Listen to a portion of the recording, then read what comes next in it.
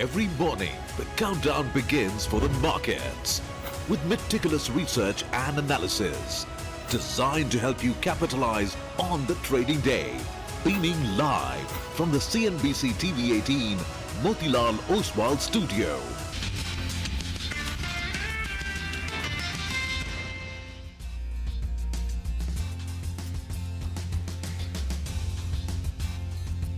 Good morning. You're with us here on a fresh new edition of Bazaar Morning Call. We are coming to you as always from the CNBC TV 18 Motilal Oswal studios. Thursday morning, markets looking good so far this week. Let's hope for more. I'm Prashant. With me, my colleague Surabhi and Mangalam. Guys, hi, good morning.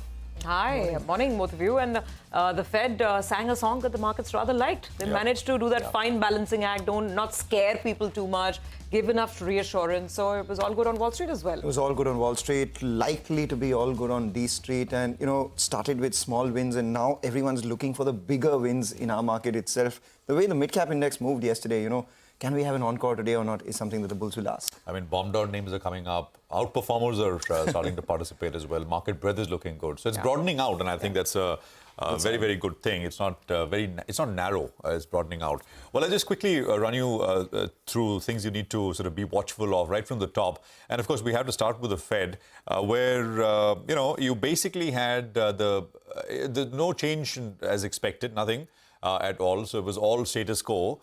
But the projections is what I want to start with.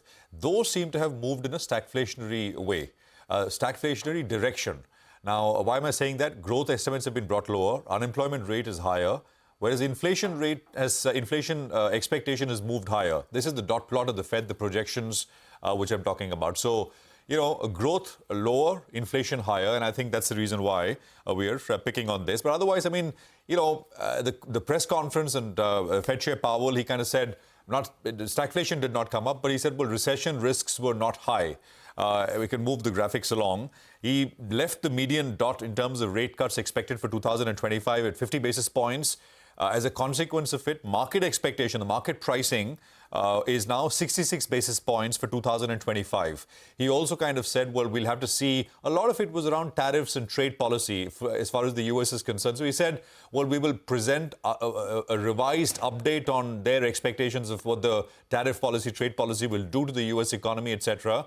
But we are not in a hurry to respond to the effects of the trade policy. So I think it's wait and see largely. I mean, the dot plot, etc., is attracting a lot of attention. But if you really wanted to take away something, I mean, there's not very much. It's the driver is the trade policy and what happens on the 2nd of April. And I'll get to that in just a bit. Now, US equities ended higher. The S&P was up 1%. Nasdaq was up 1.5%. 10-year yield was down 4. Dollar index about 103.4. Nothing very much. Slight move up on the dollar index.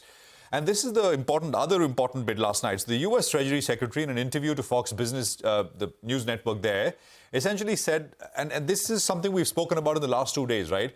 Into the 2nd of April, how will tariffs be delivered? Will they come up and say, well, we're imposing reciprocal tariffs, so this, and this is it? And then we'll see. Well, the delivery mechanism is important for the market, and Scott Bessent, the Treasury Secretary, who himself is a market man, who Ed Yardeni 2 days back told us that the markets thought Bessent was one of us, that is one of Wall Street. Well, maybe not so.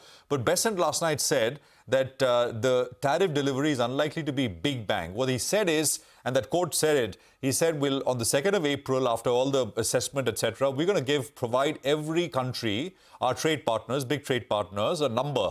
And that's the number which is the cost of doing business in terms of trade barriers, which those countries impose for US goods. And of course, we will kind of reciprocate. It looks like it's a process, it's a negotiation, it's not slam dunk on April 2nd and be done with it, which to my mind is at the margin positive. It's not, it's erratic, and erratic is in this case good. And it's not, we're done with it and deal with it. So I think this is the reason why I'm saying maybe at the margin interesting and important as well, and maybe positive. But of course, we don't know enough. This is all kind of looking ahead, looking into the future, and trying to interpret what Bessent really said. Now, that brings us to the market here, which has been trading very well. That's the India market. Gains are broadening out, as I said, and mid-cap, small caps, etc. doing very well. Capital markets, real estate, defense yesterday participated.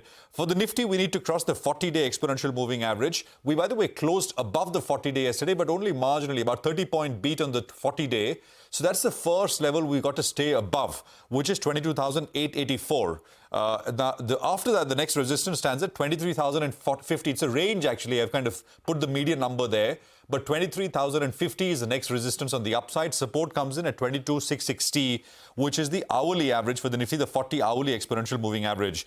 The Bank Nifty saw follow-up gains after crossing the 40-day exponential as well. Resistance here comes in at 50,287 and then 51,085. These are nothing but the 38 and 50% retracement of the entire decline which the Nifty Bank has seen, and support stand at 48,863. Gift Nifty will come up on your screen, gives you a sense of how we likely to start. Another century will fingers crossed. And of course, you know, we've been seeing that gains are being built on. It's not as if you start higher and then gains get fizzled out, which was the case till about a week and a half out back. And the hope is we kind of build on and move ahead. So 23,081 on the Gift Nifty. Surbhi. Well, absolutely. For me, this has been one of the most uneventful Fed meetings in a long time. And from a market move point of view, or even a commentary or headline point of view, nothing out of the ordinary. And maybe the market wanted exactly that. It seems that the U.S. Federal Reserve is more of a market's friend these days than the U.S. president, contrary to what was believed earlier. But anyway, what we have right now is a very mixed Asian picture, even though Wall Street had that very solid close because the Fed is indicating that you'll still get at least 2 rate cuts this year, which was quite reassuring. By the way, in terms of central bank action, China has left its benchmark rates unchanged again this morning. The 1-year and the 5-year loan prime rate, as they call it, it's reset every month. No changes this time around, so they've been holding steady. The 1-year rate is at 3.1%. The 5-year loan prime rate, which is what is the basis for setting mortgages in China, that's at 3.6%. So no changes by the Bank of Japan, nothing from the Fed, nothing from the Chinese central bank this morning. Absolutely steady. The Japanese markets, by the way, are shut today for local holidays, so just keep that in mind. The others, the picture is mixed. If I'm looking at the Chinese markets right now, mainland China and Hong Kong, there's some red out there. I'll get to Brent in just a bit, but first the Asian screens are very mixed. That's the short point. Singapore's higher, but some of the other regional markets are a little weak. Now, oil is a bit of a worry, you could say. The oil markets seem to be latching on to the commentary around economic uncertainty in the Fed statement, while the equity markets continue to rally. So there's 71.14 on Brent right now, and that's an increase from where we were, last week, sub $70 a barrel. So watch out for this. But aside of this, not too much, to worry about here for us in India. The Nifty's had a nice, rally from the lows. We're talking 3.7% at the index level. This is as per the closing. The lowest point we hit was on the 4th of March. That was a closing low of 22,082. And from there, it's been a nice resurgence. And financials have been leading this leg, especially in the last 5 days. I mean, look at the Bank Nifty, look at the Nifty. About 2% of the Nifty. Bank Nifty has done much better. If you look at the broader financial space, including areas like insurance, etc., that's where the action has been, and that's where it could likely continue. On the fund flow side, well, there's a bit of a negative number to report today. After yesterday's positive number, if you're thinking there's more immediate one-sided buying coming in, that's not the case. About 1,100 crores of selling in the cash market yesterday. Domestic institutions are buyers, so no problems there. Over 2,100 crores of FPI buying. But I guess the short point is the momentum seems to be coming back in the market. The Fed hasn't spoiled the party, so maybe we can see a little more of the green today. Little more of the green, and the Gift Nifty is indicating a 100-point green. So let's see, whether we sustain above that 23,000 mark or not. And yesterday we thought that there could be a bit of a pause for the breath on the frontline indices, even as the mid-caps are doing better. Today, the sense that one gets is that maybe the rally on the frontline indices continues as well. And I'll say why. Because, yesterday we paused for breath. Today is the Nifty weekly options expiry. And with all things said and done on the Fed itself, the dollar index has maintained. So we have the dollar index, which has cooled off to around 103.36 after the Fed meet. There is the Nifty weekly options expiry today. And yesterday, the worry was the put-call ratio is overheating at around 1.3. It's cooled off mildly to 1.2. Still not out of the woods, but it has cooled off. The Nifty Bank, which has been leading the rally, has crossed the 20-day moving average and the 50-day moving average. The Nifty still has some work to do above the 50-day moving average. So it's crossed the 20-day moving average. Gift Nifty indicates that the 50-day moving average will be crossed at the open itself. Whether it sustains above that or not rests on what the IT index does. Yes, we've seen the IT index decline and underperform, but could we see some brighter prospects today because of the Fed meet outcome and the Nasdaq move that we've seen over a few trading sessions? That's something that we'll have the answer to. momentum in the mid-caps may continue. That is something that we can say with reasonable certainty. Yes, the FI is sold in the cash market, but the interesting part is that over the last 4 trading sessions, the net flows by the institutions have been positive, over 1,000 crores. And that's a lot bigger than what we've seen in the previous 4 trading sessions, where there was a net outflow in the cash market as well.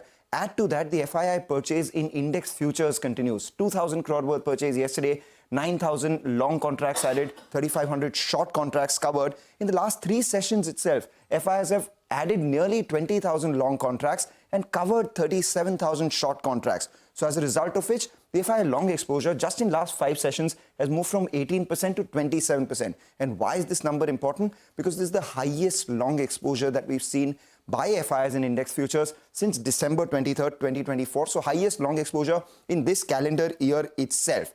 Now, ahead of weekly options expiry, the first thing we'll be watching out for is the 23,000 call. Premium of 50 rupees, 1.2 crore open interest. Will they run for cover today or not? And if they do, there is a chance of a melt up. Why do I say that? Because the 23,300 call buyers have taken a lot of punts at just about 3 rupees per pop.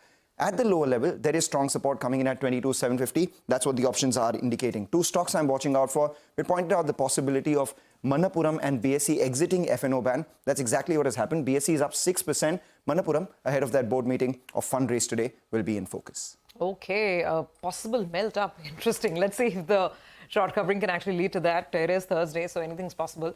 Well, let's start with the equity call of the morning. On equities, Surendra Goyal of Citi reiterates their constructive stance on Indian equities, given stable and improving macros significantly. Domestic-oriented economy, markets, and more reasonable valuations on absolute and relative basis post a 13% correction from highs. He says they have upgraded NBFCs to overweight, downgraded staples to underweight versus neutral earlier, and they've added Chola, Zomato, removed HUL from their top picks.